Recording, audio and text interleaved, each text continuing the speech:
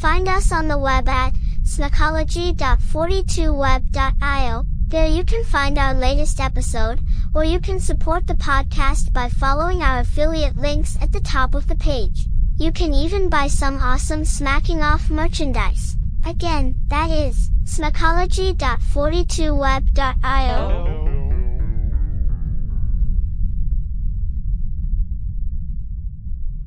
We're here at Commonwealth Stadium, representing for the Kentucky Wildcats, right against Georgia Bulldogs, right? And I'm live here, and there's fun and excitement going on. I know you can see that. This is Smacking Off, the podcast. Hi, we're Fiverr, a global marketplace connecting individuals and businesses with freelancers offering thousands of digital services. Graphic design, web development, video editing, e-commerce marketing. You name it, there's a professional freelancer ready to make it happen. Filter your search by the service needed, budget, timeline, and boom! Fiverr provides a list of talented freelancers to meet your specific needs. Always know what you'll pay up front. No hourly rates, just project-based pricing. And because payment isn't released until you approve the work, you can rest assured that you'll be satisfied with the quality and get exactly what you want. Our support team is always available to answer questions or offer assistance when you need it. With the whole world of freelance talent at your fingertips, what might you achieve? Join today and find out. Fiverr. It starts here. Janelle Holloway, the leading rusher for Oklahoma, almost 5.5 a carry, has -8 on 5 rushes. Home run ball. Jackson has it. And now, Smacking Off the podcast.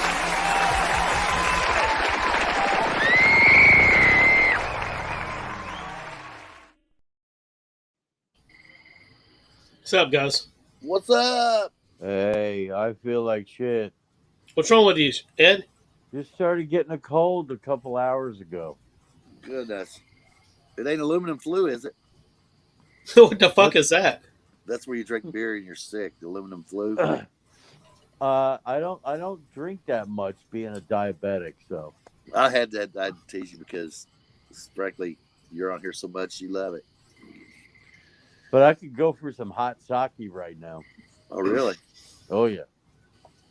Now I got some Woodford Reserve left from that I inherited from my father-in-law. You had a little bit of that, and some lemon, and a little bit of honey. It'll help you out.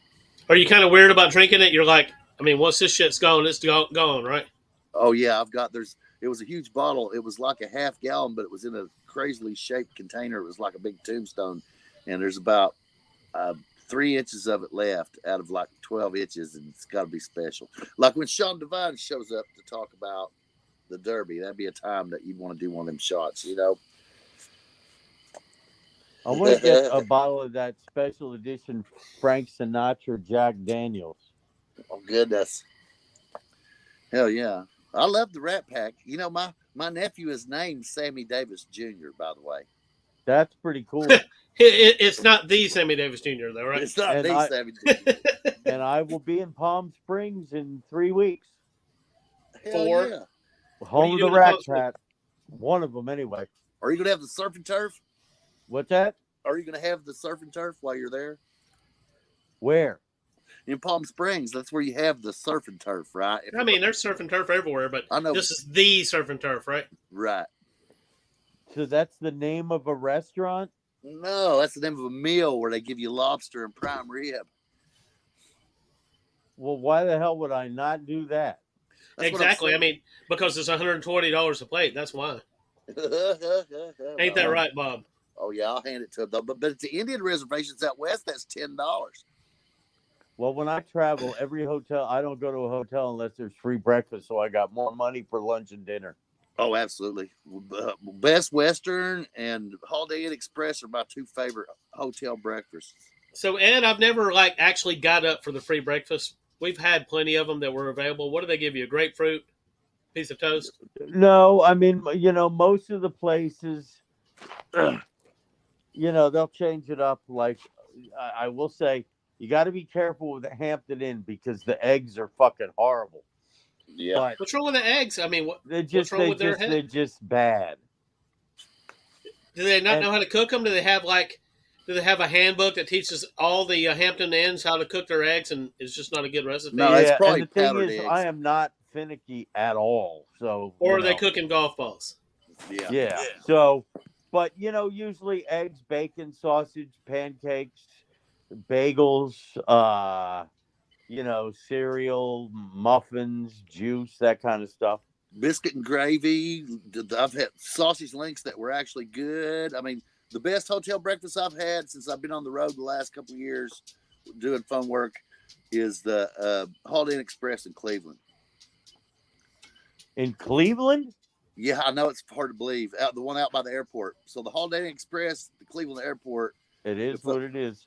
It's got a great breakfast. We're staying at a Fairfield Inn and Suites. Hell yeah. It'll be all right. Hell yeah. I've stayed a lot of Fairfields. Hilton is the one you don't want to stay at. You pay extra for the hotel. There's no amenities. Every single thing costs you extra. It's usually a hotel restaurant you got to pay, and it's not any good. And so the whole What's Hilton, that, Marriott? Hilton, the whole Hilton system. So you know who that's for, right, Bob? Who's that? It ain't for the rich folks, because the rich folks ain't gonna fucking do that shit. No, it's for the people that fly. No, it's for the fucking yuppies. Yes, exactly. You just nailed it. That's who it's for, because that's the only people that are gonna be like, okay, so they charge for everything, so you know it's good. Yeah. And they do have, like, the thing about Hilton's is it is geared towards a younger business audience, and they have, like a gym and stuff in there and a place where you can sit around and talk. But what they don't get about this generation is those people don't talk. If it ain't on the internet, they don't want to know you, right? I mean, if you try to chat somebody up in Boston that just flew in from God knows where to do business, they act like they don't want to know you. Now, every now and then you meet somebody that's cool and it's great, but in general, they're afraid to talk to people. I don't know what it is. The internet has insulated people from each other where they can't deal with each other, right? And they'll talk smack on the internet and blow your mind, right? But when Bob shows up, all that smack just fades away. You're nailing it, dude. That is absolutely true. Hey, we found out over the years on Smacking Off the Podcast that people will talk a lot of shit on text. And even when you get them just on the podcast, on audio, I mean, you can't even lay your hands on them, right? They still don't talk a lot of shit. Oh, I agree. I mean, that's why I want them on here, man. If it's that strong, if it's that important to you that you got to talk that much smack, we want you. If you're listening to the podcast right now, or you see us on YouTube, I want you to know, right? If you want to talk college football or college athletics or whatever, right, and you really feel strong about it, and you want to talk some smack, come on here. If you think I'm full of shit, tell us. You know why? You know what, Bob? I've got an idea. I'm going to share it with y'all later. But for the off season, I got an idea for some episodes that's going to carry us easily. A killer. It's interesting what you said though, because I keep hearing. And you're a fucking yuppie, aren't you? To build my brand with the sports writing is Reddit, and apparently, if you start posting stuff on Reddit, doesn't matter how good you are, you're gonna get torched. But you're going to get a ton of people reading your stuff. Right. Well, hey, you mention your shit on here any chance that you get every time you come on, and don't fail to mention the podcast when you're out and about talking online, because hey man, I bought the hoodie. I wear it every time every chance I get. It's a little warm now, but Ed, you just kind of woke me up of that. I think that's really where we need to go, is just to start trying to sell merch. Absolutely. Hell yeah. I went to a party. People are like, "What's that?" Oh, well, let me tell you. That's right. And the people on the road that I meet at work, they say, well, what are you doing? Are you going to the bar tonight? I said, no, I'm going to the room to do the podcast. They go, the what? And I said, I'm going to the room to do the podcast. And they go, what is it? So then I show them one of our videos. I said, it's this right here. They goes, well, you guys are out of your mind. I don't know why I ain't watching that. I said, exactly. Why aren't you watching that? I am out of my mind. Doug is a voice of reason among a bunch of nuts, and you might enjoy it. So. And you know what Sean is? What's that? Sean is tardy as fuck. Tardy as fuck. Well, see, we got outside of his time zone there earlier, right? You know, where's Shan been? You know, I think that was my mistake. Yeah. Shannon ain't doing this anymore, Ed. Why? I don't have a clue. Okay. I mean, I do have a clue, but it's not good podcast material. Understood. Yeah, go ahead. He's got some plans, and I hope that they work out for him. Okay. But anyway, Sean. So earlier, when I picked the beginning of the podcast time, I just screwed up and I said 80. I didn't say 8 Eastern. I said is 8 good for everybody? And Sean come back and said, no, it's 5 my time. No, man, 6 is going to be better. And I'm like thinking, okay, so Sean can't do the regular time, but it was actually me that I should have said 9 Eastern, like I typically do. And Sean just assumed that I had changed the time because I've been pretty consistent on calling it 9 Eastern for the start time. Okay, so you're human after all. That's right. Right. But I figured it out. I'm like, why can't Sean do it tonight? I mean, he knew we were doing this, and I started thinking, shit, Sean can do it. I just told the wrong time, but I don't know where Sean is. Well, damn, I would hit him up. Let's see what I got going on here. So, did y'all enjoy the 2 minutes of magic that was the Derby? Yeah, I did not watch the Derby. I was glancing at it. I had a technician here for a 2.5 hour appointment to get life insurance. Damn. What is that going to cost you? Well, it's a permanent life, one of them whole life policies, because, you know, if I happen to live through the end of my career, of course, that insurance goes away. So, too much. It's going to cost too much. Jeez. That's called Bidenomics, my friend. No, it's called you take way too many fucking medications. Now, I've thought about that a lot, Ed, and I thought that you could take the same money that you would spend on one of those policies and put it into CDs or something like that and probably come out better. The problem is that the longer you wait, the more it costs. Yes. But, you know, also getting a couple of annuities. And the main reason to do the annuities is that if I took, 4% of the 401k money in retirement, I'd get about 35% less than with an annuity. But the kicker is, and it's not a matter of if, but when I become useless and, can't perform certain functions, it'll pay double. Damn it, Jim. So, Ed, my retirement plan is I'm going to start driving a little bit more recklessly the older I get. There you go. No. And speaking of that, I just don't understand the draw of NASCAR, because if I want to be entertained watching people drive, I'm getting on the highway in Fort Lauderdale and watching 90-year-olds. That's fucking entertaining. Let me tell you about the fucking interstate down in the Fort Lauderdale area. It's a scary motherfucking thing to do when you live in Alabama and you drive on the interstate. The last time we went down there, it was 90. It was like 80 to 90 miles an hour, bumper to bumper. Yeah, it's crazy. What about? So you don't have to worry about getting pulled over, though, because they can't pull everybody over. Hey, so Doug, I got to ask you this. So when you lived in Okeechobee, did you ever see an old woman on 441 in a Nash Rambler who could barely see over the steering wheel? Yes. Yes. Everybody saw her. Yes. And she would have traffic on 441 backed up for like 5 miles, doing like 20 miles an hour through Treasure Island. Oh yeah. It was like something from a sitcom or a movie that, just some odd moment. Yep. Yeah, that's it. That's one of the reasons I started riding motorcycles is I got so tired of her, right? Then I said, how can I get from around this bitch? Because I lived in Treasure Island, right? So I'm like, how the hell can I get around this bitch? It's blocking traffic all the time. And so they made a mistake and sold me a KZ1000.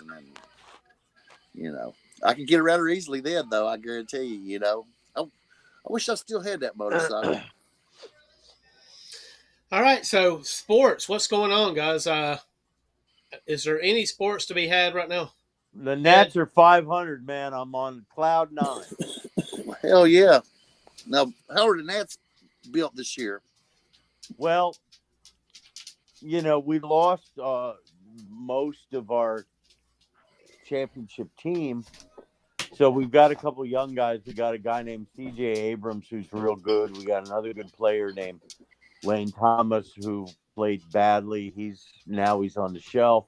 We got 3 good young starting pitchers. And what our manager's doing, he's pulling the starter after 5 or 6 innings, no matter what. And we've got a bullpen that's been pretty good. The offense kind of stinks. It's inconsistent. Yep. But they, how do you feel about the modern way that they use pitchers? Like you're talking about, they're all using these guys like 5 innings, then they got a middle relief, and then they got an end relief. That's exactly what they're doing. Right, and that's the modern analytics saying to do that, and they don't really want to run pitchers so deep. But I don't see any less pitcher injuries than I did before when pitchers were running 7 and 8 innings, And plus, those guys can't get a decision. So if the Nats sign me, and my bonus is I got to win 20 games for me to get a certain bonus, right? Yet I can't get a decision because I only pitched 5.5 innings. You see what I'm saying? That's a good point. I mean, I would say Cy Young's record of 511 wins is pretty safe. It's pretty safe, no doubt. The guys, but then again, on the other hand, you're not going to have guys like Tom Seaver and Don Gullett who blew their arm out young. You know what I'm saying? So, which is a good thing. Remember, I don't even know if he's still pitching, but Madison Bumgarner pitched like 6 innings in Game 6 and 7 of the World Series. Yeah, back to back. Not that long ago. No, but that's what they had though. And it was the end of the year. Now in the season, they're really not running it like that. But he pitched well in those games. Oh, he did pitch well in them games. But I'm saying where there's 162 games, you can say, well, I don't have to wear this guy out. We'll bring a guy up this week and give him a chance to pitch a few innings and run our bullpen deep. And plus, there's not as many doubleheaders as there used to be. Used to be a lot of doubleheaders that put a lot of pressure on the pitching staff, Oh yeah. And they, of course, I love baseball, and I love playing it. And right now, I wonder if there's this generation, how many people are playing it the way they used to. Does it go past? I know the youth baseball is still pretty strong, but I've never seen sandlot baseball in years. I haven't driven by a field and seen guys out there playing it. And they're not playing. I mean, the players are coming from elsewhere. They're coming from, obviously, the Dominican Republic, Cuba, if they can sneak out, Venezuela. I mean, the number of American players is definitely dwindling. Oh yeah, it's for sure. But a lot of those Dominican players and players from South America and so forth and Cuba, they're really good. I mean, they're serious about it, and they're going to find out, I think, just the way that pro basketball found out, right, where they had to put the dream team in, that when other countries get serious about stuff and when they love it more than you do, they become real competition. We can't rest on our laurels. We've got to do everything we can to make the best baseball we can, or else it will be took over. Well, not only that, the USA team, they have to actually play well if they want to win the gold. Oh, that's true. They can't. Real quick, guys. Let me welcome Sean Devine. What's going on, Sean? Hey, gents. How we doing? I apologize. I had a personal call. I had to take care of something. So sorry about the late arrival. What's going on, man? I'm still pissed about that 72 gold medal game in Munich. That was just terrible. Where the Olympic officials absolutely robbed the U.S. team and put time back on the clock to allow the Russians to score. Yeah, I'm completely in agreement with Doug Collins, who was on that team. They've never accepted their silver medals, and they didn't. They never will. And they turned the lights off too. If y'all remember, they turned the lights off when that happened. Right? Yeah. So we don't even know whether or not that they really scored. Right. No, it was garbage. It was an attempt in a I mean, they had a play where they ran out where the clock ran out and they didn't score, and they're like, "Oh, we're going to do it again." Yeah, I mean, it was a pseudo attempt to basically end the U.S. men's basketball team's we had never lost a gold medal game in basketball at the Olympics before that. And I think the next time we finally didn't succeed was 88. Yeah. If memory serves. And then obviously 92, you had the dream team. And then 96, you had the second dream team. There was controversy in 88 because John Thompson was the coach, and most people felt that Rex Chapman was the best shooting guard in the country. He didn't get an opportunity to play on that team. Now, he had played in earlier Olympic trials in the ones coached by Bobby Knight and did well, but they picked other players like Wingate over Rex Chapman. A lot of people was pissed off and thought that I'm not saying he's racist, but that's how it was perceived at the time, that John Thompson didn't want to play white players. Oh, I don't think that was the case. No, I don't think John Thompson was right. No, I that he was what? I don't think he was racist. No, I don't agree with that. I don't think John racist. Yeah, because he didn't play Rex Chapman. Well, I'm a DC guy. I believe that at one time he was, and then he changed. Yeah, I believe he was good. Everything I've ever seen, John Thompson was a fair shooter. I don't agree with that. That's silly. But the thing is, Wingate on his team. I think he played the guy he was more comfortable with. And Wingate's not a bad player. You make it seem like this guy's like a bum. No, he was a hell of a player, but Chapman was a better player. I mean, he was an All-American as a sophomore, Yeah, Rex Chapman was really friggin' good. But I mean, his NBA career kind of fizzled. Well, there's a real simple reason for it. He blew his knee out the year after he came in second to Michael Jordan in the yes. So Rex Chapman didn't do anything in the pros either. Oh yeah, he didn't do nothing. But no, he didn't. But I mean, you understand when you coach a guy, you're comfortable with you understand what he's capable and what he's not capable of doing. So no, I'm not gonna think that or hear that John Thompson was raised. That's silly. But those were two. Chapman and Wingate. They're not the same type of player. Well, yeah, and perhaps for his scheme, perhaps Wingate fit it better. I mean, the only drawback is that we didn't win the gold in '88. That's But I got to say this though: if there's anything you can be upset about, it's we simply didn't win the gold in we should always win the gold in basketball in the Olympics. I mean, but I got to get this out there though, right? So many kids that play basketball in the States.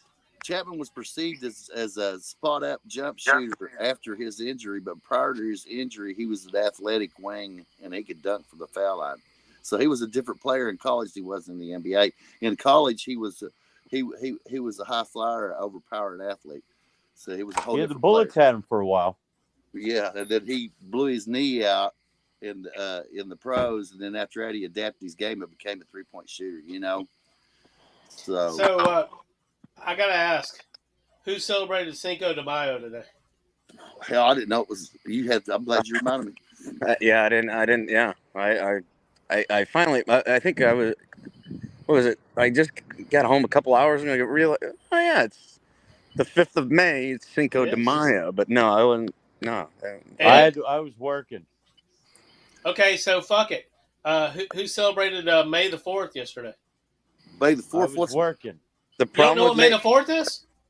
The problem with May the 4th is that it was on Derby Day. I celebrated Derby Day yesterday. Me too. So Robert, you don't know what May the 4th is? Are you talking about the Star Wars Day? Yeah, May the 4th be with you. May the 4th be with you. I was on 420 in a big way. I have to say this. I was not aware that this had taken off to the point where radio stations play songs like all through the weekend. I mean, they did here in Birmingham. Oh, it's a big deal here. Yeah, it's a bigger deal. I mean, it's got to be the biggest movie franchise ever, even though the last three suck. Donkey balls. Oh, they suck donkey balls. But you know what? Here, my household is a bunch of comic book reading nerds, so it's special to us. I didn't. Yeah, sorry, the Star Wars thing, not me, but yeah, I would for Saturday. I was all keyed in on the Derby. What about that run at the end, Sean? That was awesome. That That's one of the best finishes we've seen in a long time at the Derby. Three horses right there at the wire. What a run! The second win by a nose in 60 years. Yeah. I mean, talk about good timing for that horse to put his head down, get that nose out there to cross the line, just ahead of the other one. The outside horses were battling hard. If they hadn't been rubbing against each other, either one of them horses could have won it. They were all laying right on each other. Them two horses were against each other. I bet you that guy's leg was those jockeys' legs were bruised. Oh no! Shout out to that jockey. He's the first jockey in many moons to have won both the Kentucky Oaks and the Derby in the same year. That's right. Yep. No, it was a great run, and I'm excited to see what Mystic Dan can do at the tight turns at Pimlico here in 2 weeks. Hopefully, we'll get a Triple Crown winner. Hell yeah! Now he did good in the pack. He was able to manage the pack, and I think the tight turns lead to packed horses, right? And obviously that horse isn't scared to maneuver in the pack, you know. So that might be a good race for him. If you're going to Pimlico, be careful. Another year where the favorite fails badly. Fierceness, I think, was the favorite. You know, the betting line favorite going into that race, and he faded pretty much towards the end of the backstretch or into the turn. I think the hype on the favorites these days is heavily manipulated, right? And it may always have been, but I think it's so far from reality sometimes that you wonder about it. And the second thing is the horses in general, there's more parity than there has been. And before there was certain owners and certain trainers that had the best bloodlines, and they were able to exploit that, and other people had to come in. They had to have something miraculous to win. But I think now that there's more parity, this trainer here is his first Derby win. He's been around the Lexington scene for a long time in Woodford County and Jessamine County, and he's getting to see a lot of horses.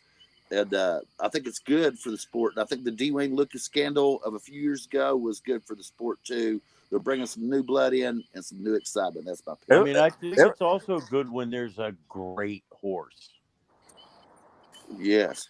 I mean, that win by Secretariat in the Belmont was one of the most unbelievable things I've ever seen. I mean, that's a super horse. I don't know if we'll see that again, you know, in our lifetime. But, you know, we've had 2 Triple Crown winners here in the last 12 years. So, and they were, they were excellent horses. We had Justify and American Pharaoh win the Triple Crown, you know. So it's exciting, but I agree with Bob. I think you're seeing more and more parity, which is great. I mean, that pack, when they were making that final turn, was still pretty bunched, you know. There were a lot of horses still in that pack. They all had a chance. And then, you know, those 3 kind of towards the end of the final stretch kind of separated themselves. That's where the jockey matters, don't you think, Sean? Oh, absolutely. Yeah. I mean, you got to either give him the whip or, you know, if he doesn't need the whip, you know, you let him run. But the jockey is integral to maneuvering through the pack and getting a good break out of the gates and you know, trying to find their line to negotiate it. So the jockey is very important. But that was a really fun, you know, race yesterday, and hope we get another good set. And I know there'll be other horses that weren't in the Derby that'll be there at Pimlico for the challenge to. And Mystic Dan's definitely going to run. He's gonna. Oh yeah. Oh yeah, absolutely.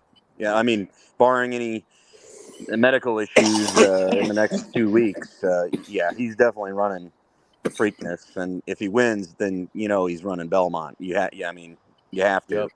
Now this year it's interesting because the Belmont Stakes will be run, but it will not be run at Elmont Park where it's normally run because Elmont is under renovation. And it's a shorter race, I believe.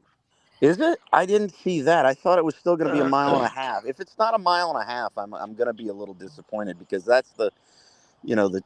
That's the separates the men for the boys, so to say. That's the endurance race. The mark of a champion, that 1.5 mile Belmont. So it's going to be run at Saratoga upstate, but I didn't see that it's going to be shorter, Ed. Where did you see that? I thought I read it online, but I'm old, so maybe I. No, I'm going to check. No, you might be right. I'm going to check because I know Saratoga. So are they doing it on the grass or on the dirt? No, it'll be dirt. It'll be for sure dirt, but it's just the distance. Because Saratoga usually runs 1.25 miles like Churchill Downs, and they run the Travers Stakes, which is known as the Graveyard of Champions, at the end of August or middle August. Because I think only one Triple Crown winner has ever won the Travers Stakes at Saratoga. I think that was Whirlaway in 41. So I'm going to have to look that up. That's it. I'll be disappointed if it's not 1.5 miles. Now, Saratoga and Keeneland are pretty much the same idea. We're talking about ultra prestigious private racetracks, right? That with beautiful grounds and a great atmosphere. And I suggest that anybody that wants to have a great day of horse racing go to either one of them tracks. Well, guys, hold that thought, and we will be back. Oh, I'm glad.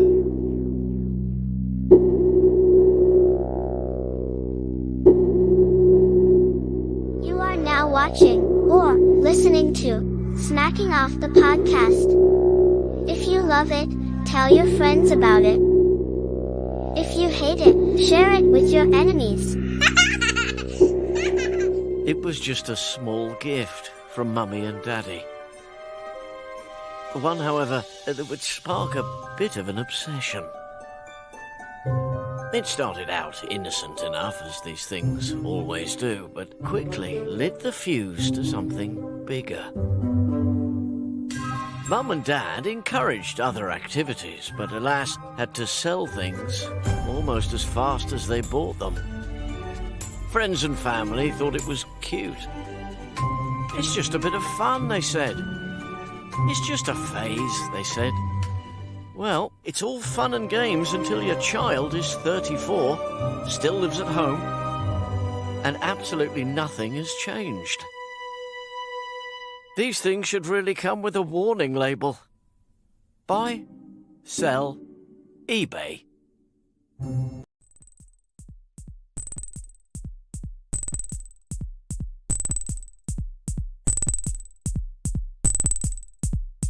Support Smacking Off by commenting on, liking, and sharing our videos. Stay right where you are, more Smacking Off is headed your way.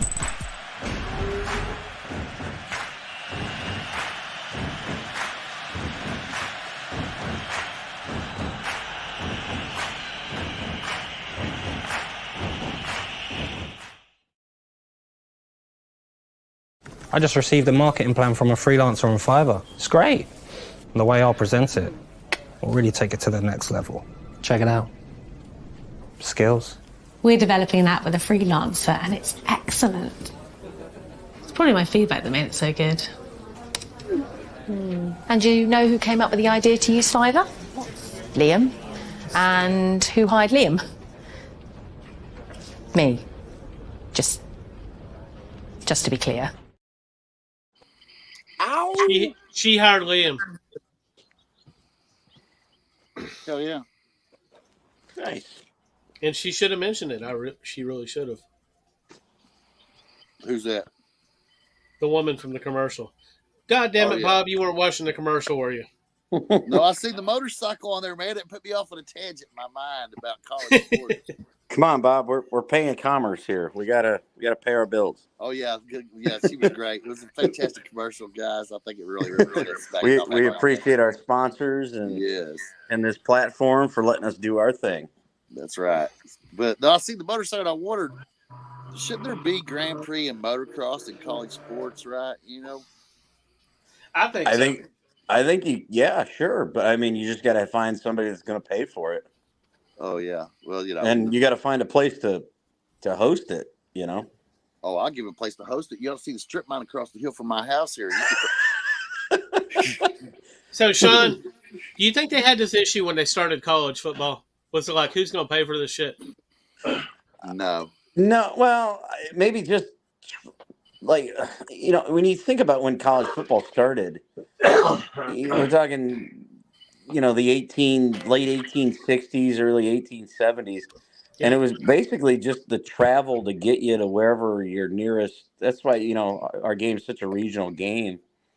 And not anymore, I know, with, conference realignment. But when it started, it was like, okay, we can get on this train and be there in 2 or 4 or maybe 6 hours.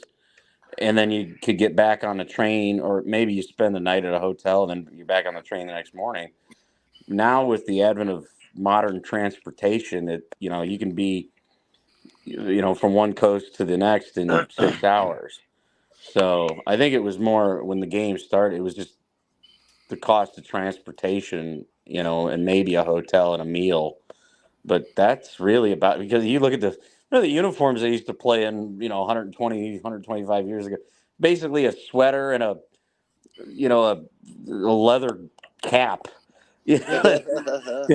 Like Nike had nothing to do with that. Nike shit, had nothing. No.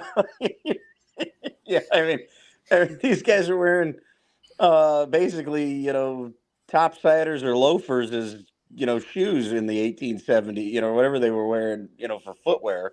So yeah, the linemen were like 185 pounds, weren't they? Right. Yeah, you had, your big linemen were. This guy is almost 200 pounds. Oh, great!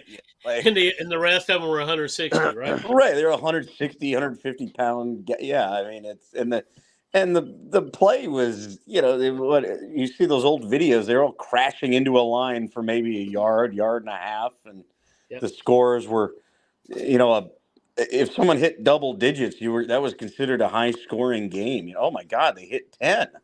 Kind of like soccer, right? Right. Yeah. I mean, it well, it was pretty similar to rugby back then.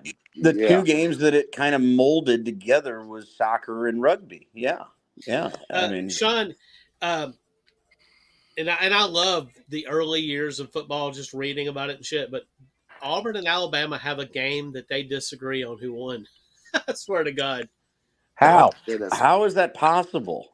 I don't know. I don't know how it's possible, but it's a thing. Did they have like two different scorekeepers, and one guy's like, that's I don't know. Yeah, I think maybe there were two publications, and they both say something different. Well, I mean, that doesn't shock me, like the disagreement between the two, because it was within the first 5 years of the series. Yeah, in the because late 1890s. That was the bad blood that started the great freeze out. Remember, they didn't play for 40 years, something like that, until basically the legislature said, y'all got to play. Yeah, yep. We won't give you one more red cent unless you two play. That was back when Auburn was called Alabama Polytechnic University. Right. Yeah. I mean, but wasn't it like 40 or 50 years they did not play a game against each other? And since babies have to declare their allegiance at birth, they got to play. Louisville. When was that done? I mean, let me pull. I can pull it up real quick. As far as I know, they started playing again in 48. So I believe it was 48. I'm pulling it up right now. I got it. Yeah, the governor had to force Louisville and Kentucky to play in football. I'm going to say they stopped playing in the teens, 19 teens somewhere. Doug, do you remember that game where Auburn had 2 block punts in the fourth quarter and never heard of it. Never ring that shit up again. Hey Ed, do you remember when it was like 20 years before Michigan beat Ohio State? It was 15 out of 16.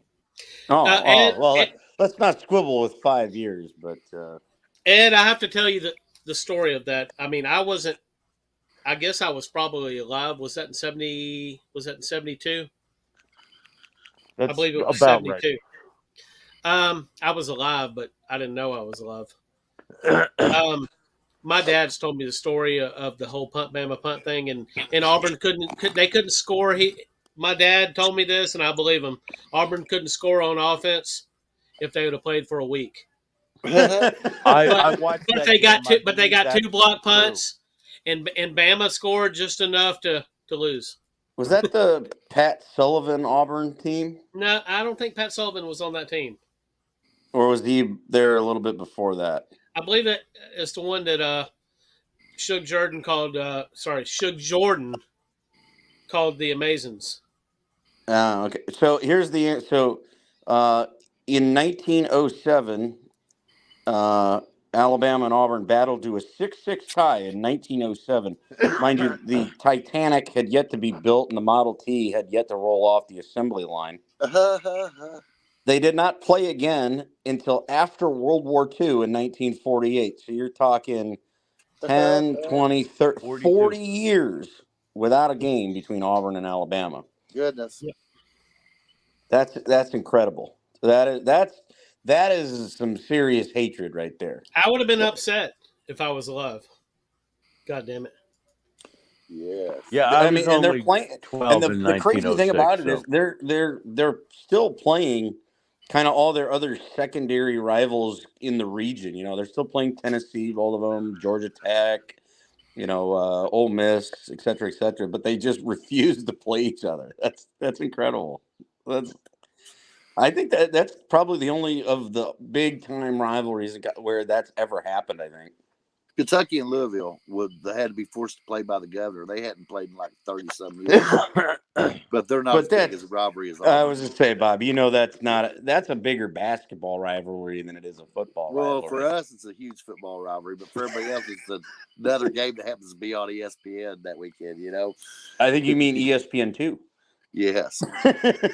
I'm just kidding, Bob. I'm just kidding. But when they're both ranked, it's a big game. But it was a big game this year, actually. It was we were all trying to figure out, is Louisville for real, because they're going to the ACC championship game, and then I think Kentucky kind of curb stomped them pretty good in the rivalry game this year. Yeah, they did pretty good. There was just defensive and offensive line for Kentucky was too much for them. It basically showed that the ACC didn't have the level of linemen that the SEC had, is my opinion, of that game. Right. Because it allowed Kentucky's linebackers to flourish, but our guy in the middle, our nose tackle, basically dominated the game, and it allowed our linebackers to eat them alive. Kentucky's always got one or two just crazy guys at linebacker. It always seems you find these guys to play linebacker that they're old school. They're like Jack Lambert. They're not afraid to put their nose in there and get a little bit of a raspberry. Well, that's one of the things I do like about Coach Stoops. I like the 3-4 defense, right? I feel it's weak in the middle, but it contains the edges a lot. And I like the 3-4 defense for a team like Kentucky, because that means we ain't going to have 4 SEC caliber linemen. We only going to have 3 of them, right? But, you look at like the other rivalry that's up there with Auburn and Alabama, which is the game, Michigan, Ohio State. And there's no break in that rivalry, like that 40-year break between Alabama and Auburn. It's maybe a couple years for wars. No, World War II. I just looked. They played every year. World War II. I'm looking at World War I right now. And we do have the only break is the break when, what was it? Ohio State left the Big Ten for a couple years. Well, we had the COVID year. I don't count that. No, I count it. That's the one where Michigan said, "Fuck, we're not playing this because we're going to get our ass beat."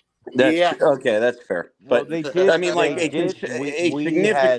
we would have got our ass kicked. That's a true statement. But we also had a significant COVID outbreak right before the game. So the only significant, because that was only 1 year, the only significant break in the games was between 1912 and 1918. And I think that was because that was before World War II started, or excuse me, World War I.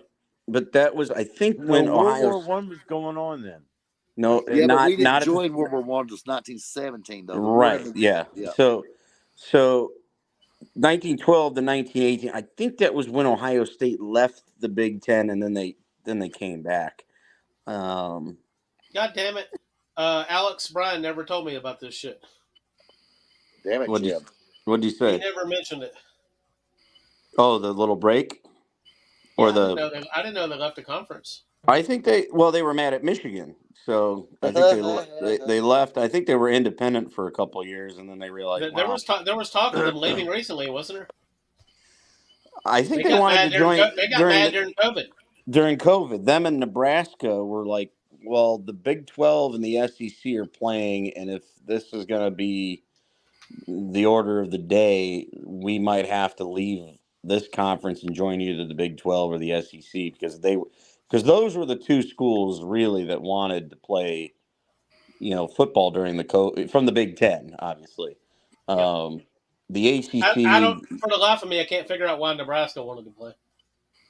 They love football. They love football. They do, but they do. They might not be good. It doesn't mean if you're good or not, but they just love. They need something to do out in Lincoln, Nebraska. I mean, I think they just had the third. It irritates me that they haven't come back.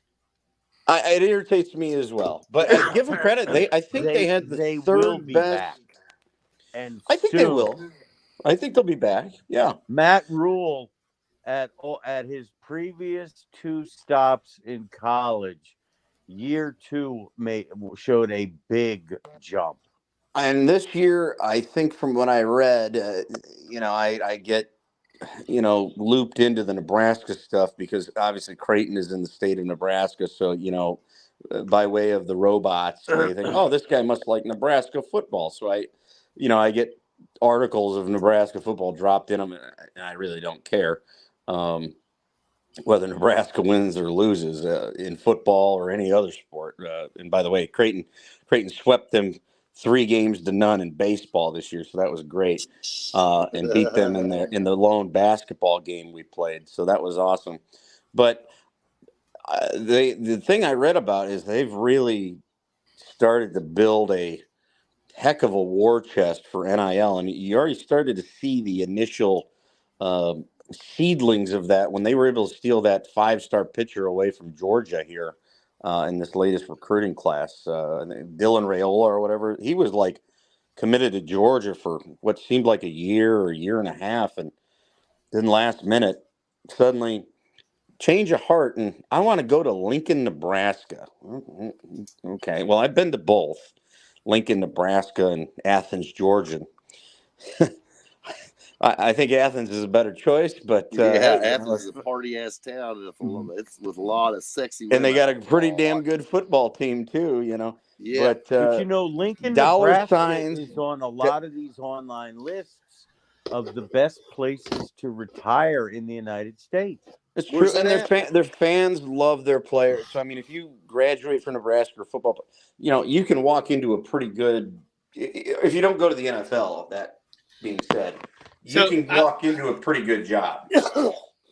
So I've only got one Athens story, and I'm going to share it real fast. I'm not going to take a lot of time doing this, but me and Shannon's, we used to be in a band together, and we went to. I booked a show in Athens, and we went over there.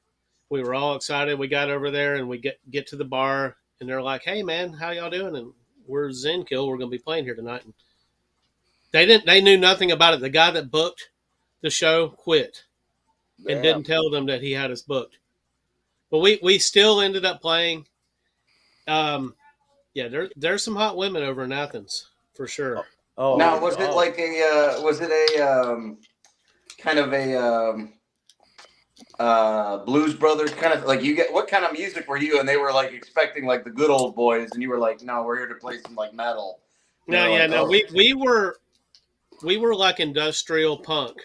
Kind of thing. But the lady didn't go, well, we play both kinds of music here, sir. Country and Western. Oh, great. Absolutely. No, it was, I mean, we booked there, and the guy that was booking us was booking bands that was right from the bar, but he just quit at some weird point, and he was pissed at them, and he didn't tell them that he'd booked a band for the weekend. Yeah, we're the band. We're here to play. And they're like, No, we got 4 bands playing tonight, and y'all ain't one of them. Damn and then they were like, and they saw the look on our face, and they were like, okay, maybe I'll be one of them. So you got to play at least. We did get to play, and it was a great set.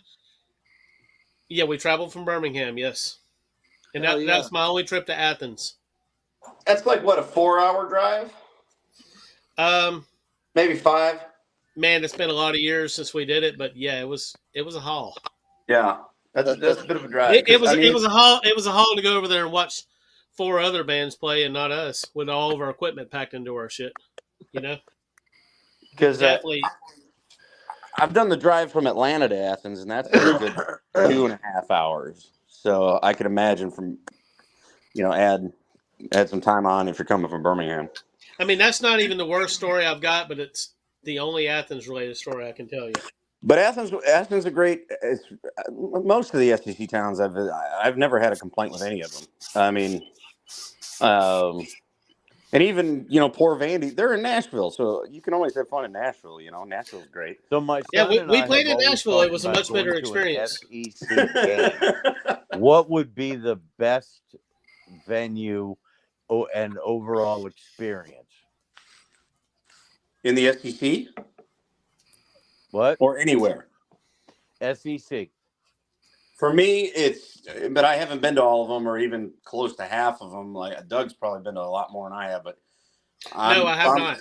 I'm preferable to Athens. I had an absolutely amazing time. Notre Dame, we lost, but it was a great game, and the people at Georgia were just outstanding. They welcomed us in, have a beer, have a bite to eat, showed us around, it gave us some advice to some spots to check out, some spots maybe stay away from. And no, we had a great time. Athens would be right now. Granted, I've only been to 3. LSU, Georgia, and then Vandy and Nashville. So what about LSU? Sean, we're tied. The food in Baton Rouge is a serious hook. Yeah, but I before we went up to Baton Rouge, I was spending the previous 3 days in New Orleans, and the food in New Orleans is basically the same that you get in Baton Rouge. It's good. It's great.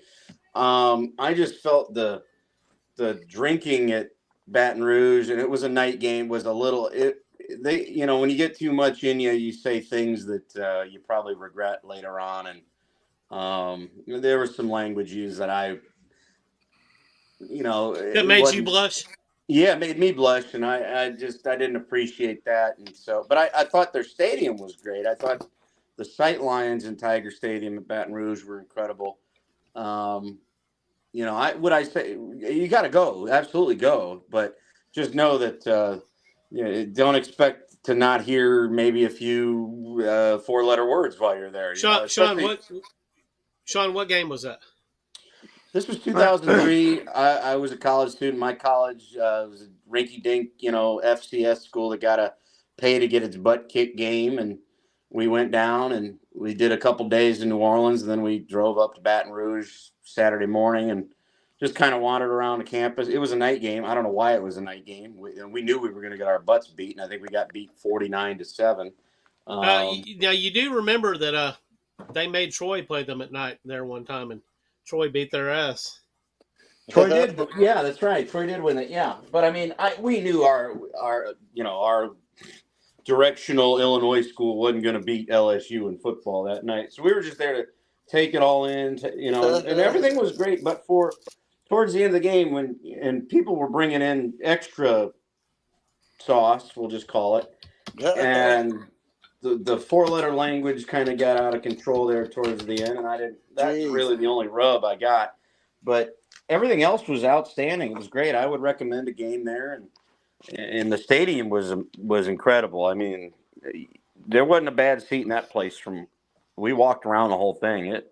It's great. But now, granted, they've put more seats in since I was there, and God, this was 2003.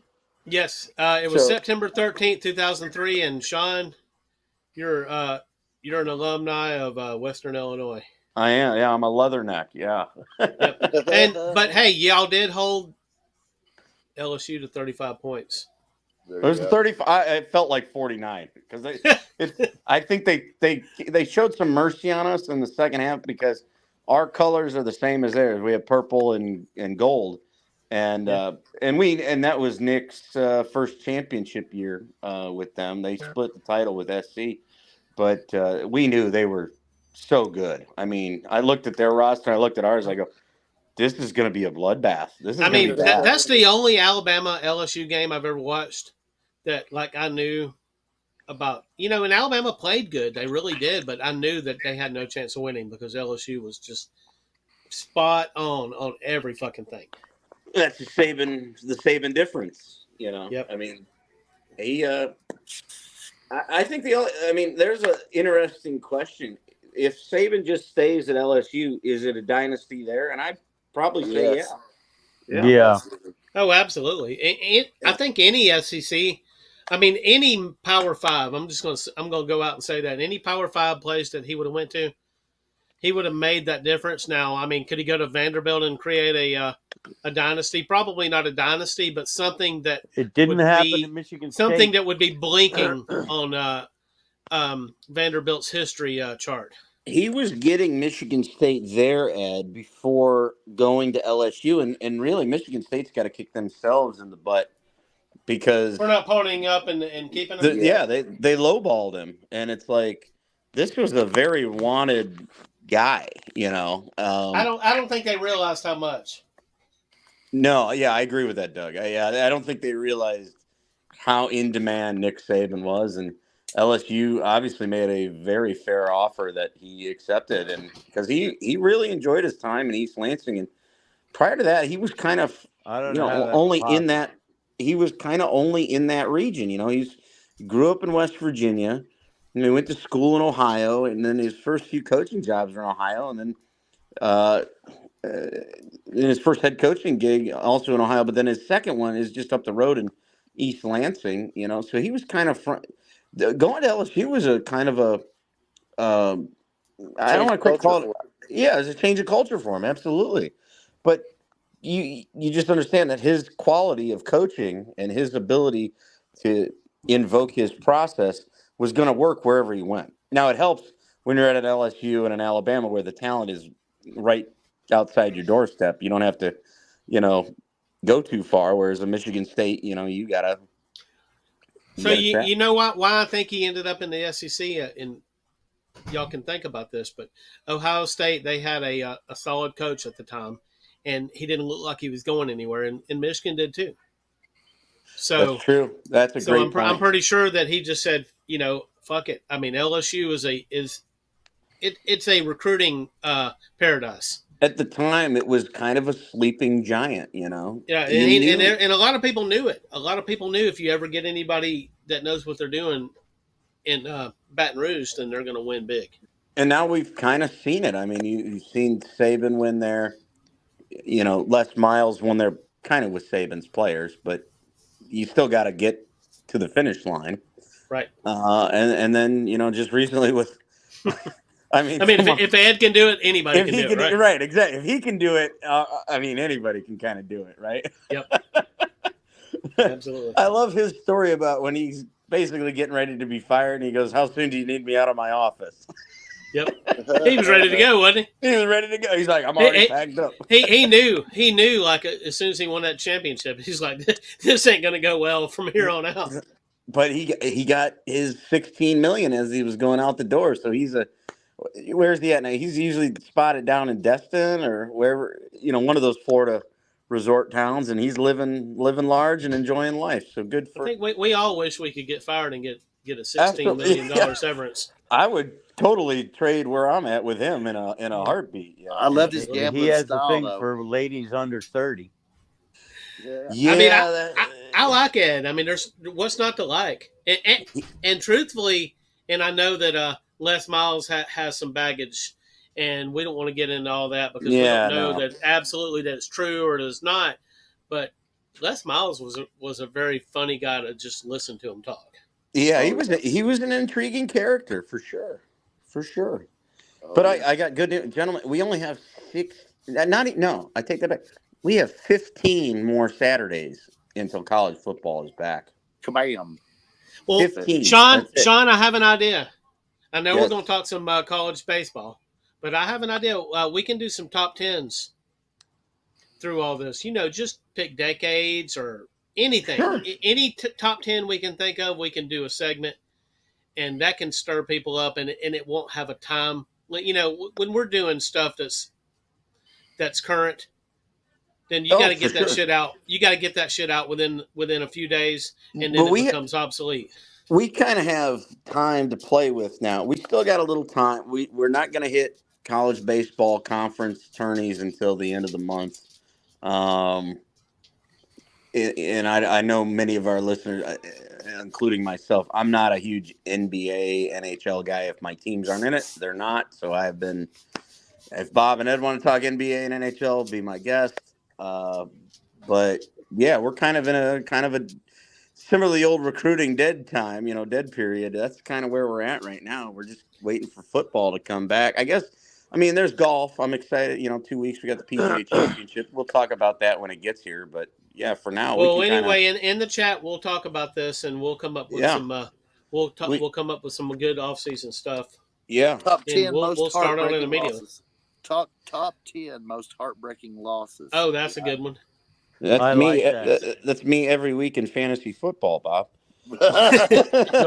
So we'll get everybody to throw one out, and we'll make those. Are we four talking first. about from a particular team or just in general? In general.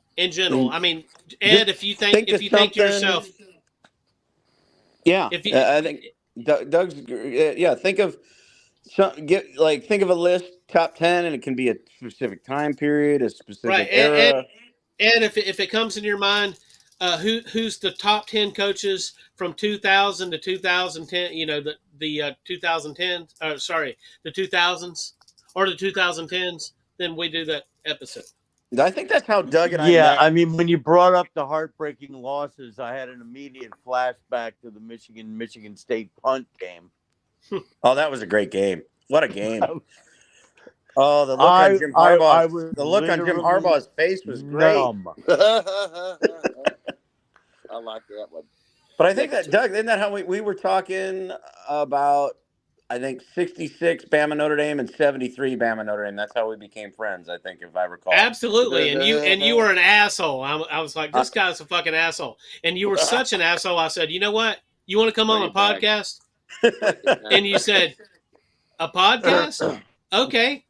And that's where it started. And now here we are. We're what are we, 9 years in now on this? Oh yeah.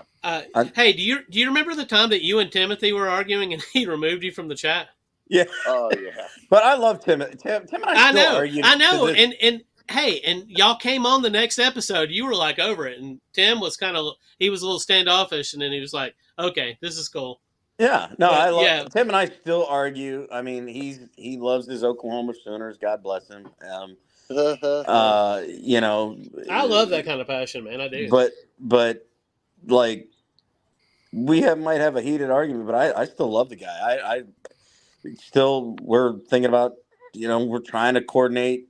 I think Alabama goes to Oklahoma this year, and we're trying to coordinate a trip out to that game. We went a couple of years ago and to the Red River rivalry game down in Dallas. We linked up down there. I'm going to start leaning on Tim, and we're going to get him on for the Oklahoma segment. Now, I finally got to see Tim Bailey stop talking, and usually you don't see that.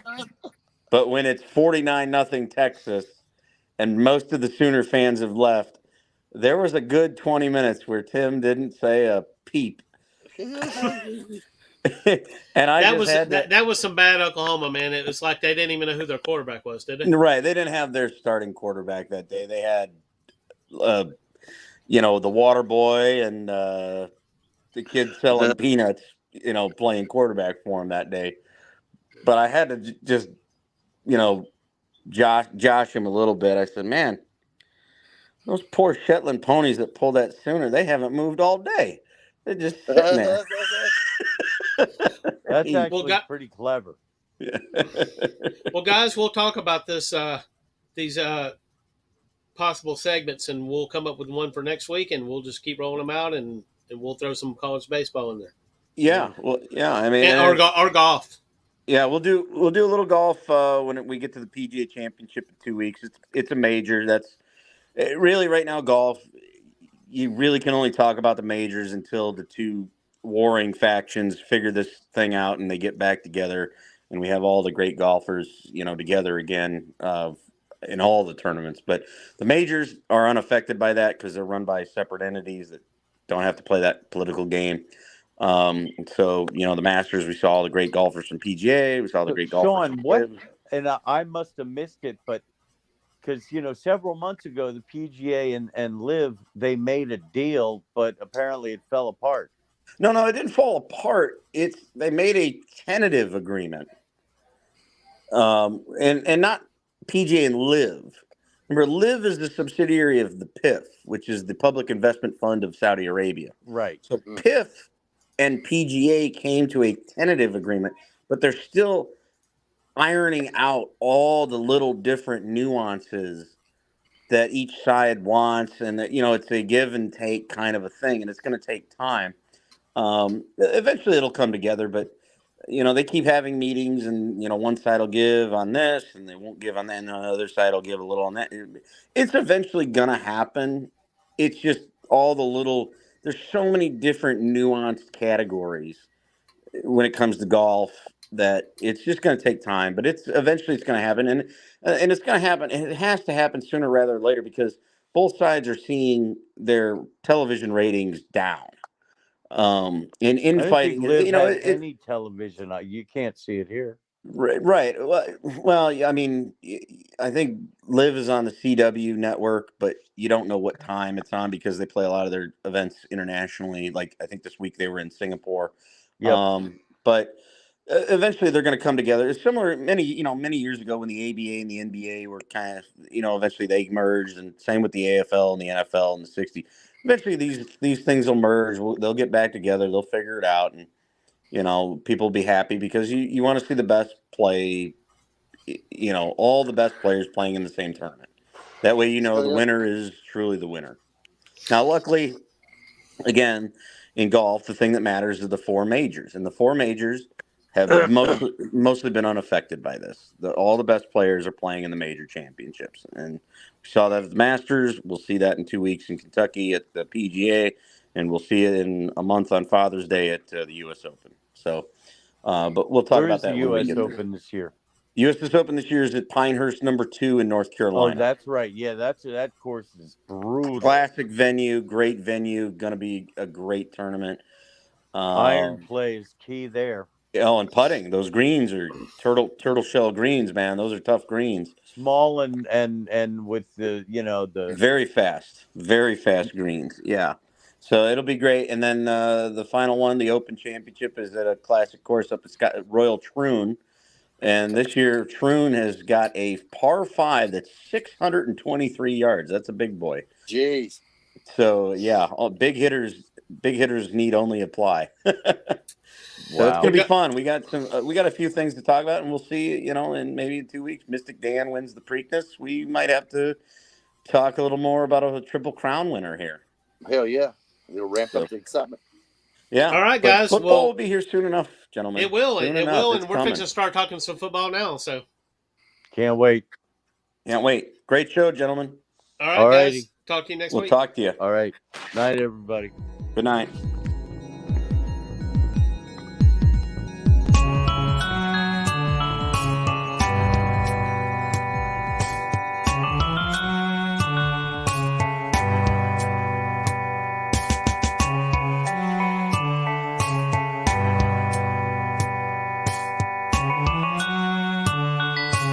Thank you for supporting Smacking Off the podcast on the X's and O's network.